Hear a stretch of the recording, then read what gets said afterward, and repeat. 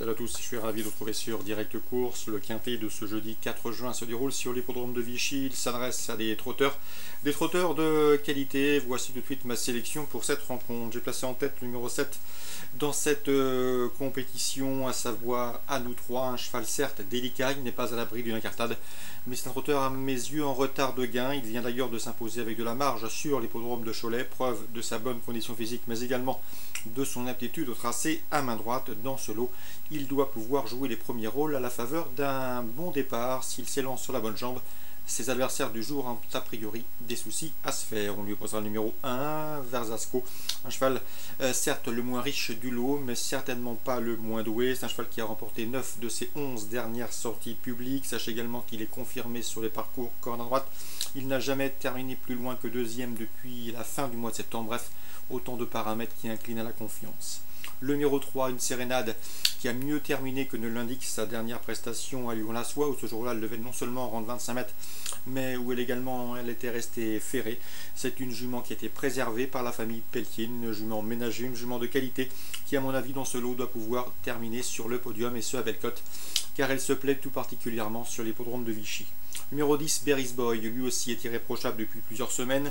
Il a intégré les box de Sébastien Garato courant octobre, et pour son nouvel entraînement, il a signé 9 podiums en 10 courses courues chez Sébastien Garato. Une confirmation était si attendue, même s'il monte cette fois-ci de catégorie.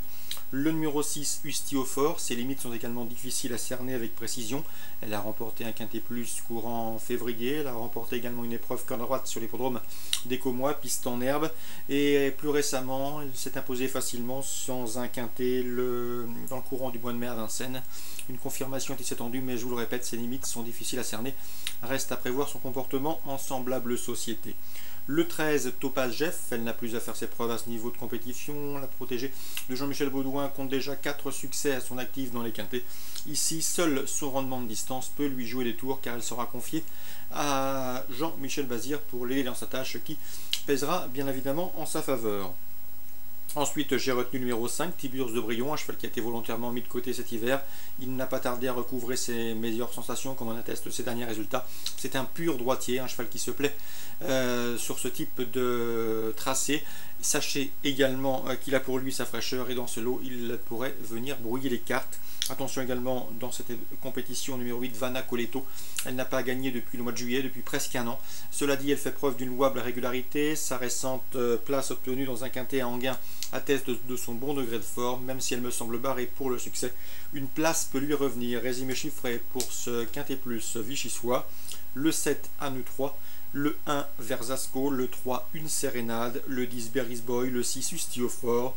Le 13, Topaz Jeff, le 5, Tiburce de Brion, et le 8, Vanna Coletto. Concernant la suite du programme à Vichy toujours, dans la première j'aime beaucoup le 103 Carlo de Carcy, qui a gagné de la marge récemment sur l'hippodrome de Fougères à l'occasion de ses premiers pas publics. Une confirmation était attendue, car il n'a plus à faire ses preuves corde à droite. Il a gagné corde à droite en débutant. On lui posera toutefois le 104 Kaijulori, qui s'est rapidement montré fautif dernièrement sur l'hippodrome de Saint-Galmier. Auparavant, c'était pas mal du tout, mieux vaut donc le racheter. 103, 104 dans la 5e. On fera confiance à l'écurie Martens avec le 503 Orléans Front, un cheval qui s'est imposé à Biorel-les-Rouen, puis plus récemment sur l'hippodrome d'Amiens, 2 parcours corde à droite. Une confirmation est ici attendue, car le lot n'a rien d'extraordinaire et il semble en retard de gain, le 503 Orléans Front. Son compagnon d'entraînement, à savoir le 501 Just Magic, qui dans ce lot est capable également de terminer sur le podium. À mon avis, c'est beaucoup mieux qu'une doublure. Le cheval est en forme, c'est un deuxième atout de l'écurie Martens. 503 Orléans Font, 501 Just Magic. Enfin, dans la 7e, j'aime beaucoup le 710 Vainqueur Oriental. Il est sans nul doute le meilleur de sa promotion dans le sud-ouest. Certes, il reste sur 2 disqualifications, mais il faut le racheter. Il a des circonstances et des à faire valoir, et dans ce lot il me semble en mesure de remettre les pendules à l'heure. C'est un cheval de classe. À mon avis, s'il reste au trot, il peut parfaitement mettre tout le monde d'accord. Le 710 Vainqueur Oriental, on lui associera le 705 et 20 ans Claude, un cheval qui compte 2 courses déférées des 4 pieds, résultat 2 succès. Bref, des statistiques qui plaisent en sa faveur. Il sera ici pieds nus. 710 et 705. Course ciblée à Vichy, première, 5e, 7e. Réunion 2 à Caen dans la première, j'aime beaucoup le 110 Serra Vandalgo qui affiche 2 places de deuxième en autant de sortie publique. Il est estimé par Vincent Renaud et trouve ici l'occasion d'ouvrir son palmarès. Son combat d'entraînement, le 109 Colonel Bond, un cheval régulier, peut terminer sur le podium. Je vous conseille également fortement le 106 Chablis d'Airfray, un poulain d'avenir m'avait confié Jean-Pierre Thomas, un cheval qu'il aime beaucoup, certes compliqué, notamment au signal, mais c'est un cheval qui devrait très bien vieillir et qui a de l'avenir au dire de son entraîneur Jean-Pierre Thomas. Donc un cheval noté sur vos tablettes et à suivre au fur et à mesure de ses sorties. Résumé chiffré pour qu'en première course, 110, 106 et éventuellement le 109 dans cette même réunion cannaise. Attention également au 916 Amiral de Carcy, un cheval en gros retard de gain, bon droitier. Il fait face à un bon engagement. Bref, dans ce lot, c'est un lauréat en puissance et un logique favori. Donc le 110, le 106 et le 916.